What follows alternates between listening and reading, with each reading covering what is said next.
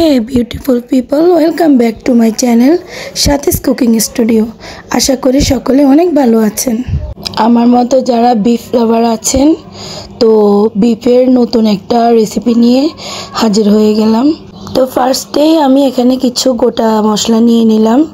এখানে ছিল আপনার আদা, রসুন, জিরা, গোলমরিচ আর ছিল গরম মশলা।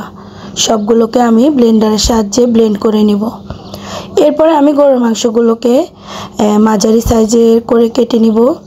আপনারা স্ক্রিনে দেখতে পাচ্ছেন আমি গরুর মাংসগুলোকে কিভাবে কেটেছি।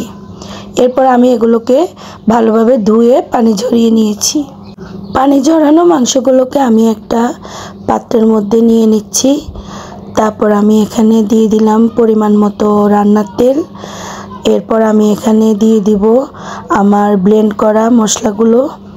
আজকে আমি সবগুলো মশলা হাতেই মাখাবো। তারপর আমি এখানে অ্যাড করব 2 টেবিল চামচ পরিমাণ হলুদের গুঁড়া।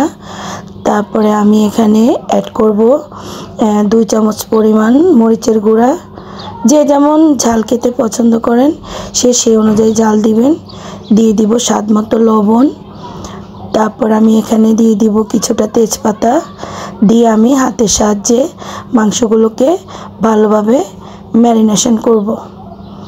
মাংসগুলোকে আমি ভালোভাবে ম্যারিনেট করে 20 মিনিটের জন্য রেস্টে রেখে দিব। 20 মিনিট পর আমি গ্যাসের চুলাটা অন করে আমার মাখানো মাংসের হাঁড়িটা বসিয়ে দিব। তারপরে একটা ঢাকনা দিয়ে আমি 15 থেকে 20 মিনিটের জন্য ঢেকে দিব। 15-20 মিনিট পরে আমি ঢাকনাটা আলতো করে উল্টাবো।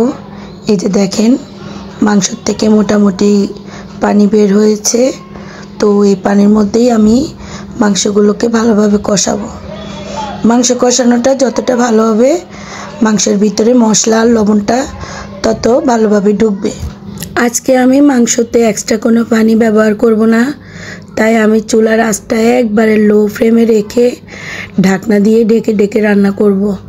তো আমার ঢাকনাটা ছিদ্রটা আমি একটা লংয়ের সাহায্যে বন্ধ করে দিব যেন ভিতরের ভাসপতেই মাংসগুলো সিদ্ধ হয়ে যায়। এই যে আরও 10 মিনিট মাংসটা দমে রান্না করার পরে ঢাকনা উল্টিয়ে দেখলাম মোটামুটি মাংসটা সিদ্ধ হয়ে আসছে আর মাংসের কালারটাও চেঞ্জ হয়ে গেছে।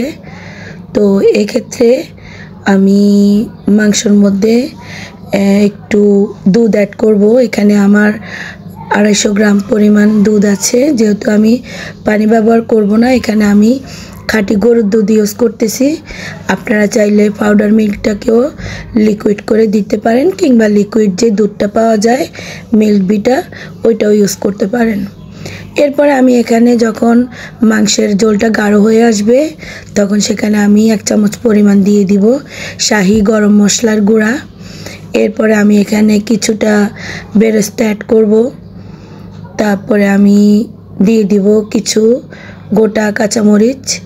তো আমি এখানে 1 টেবিল চামচ পরিমাণ ঘিও ব্যবহার করেছি, কিন্তু সেই ক্লিপটা আমি নিতে ভুলে গেছি। এই যে রেডি হয়ে গেল আমার ঝাল ঝাল গরুর মাংসের রেজালা। রেসিপিটা আপনাদের যদি ভালো লেগে থাকে তাহলে আমার চ্যানেলটি দয়া করে সাবস্ক্রাইব করে পাশে থাকবেন। আজকে পর্যন্তই, আল্লাহ হাফেজ।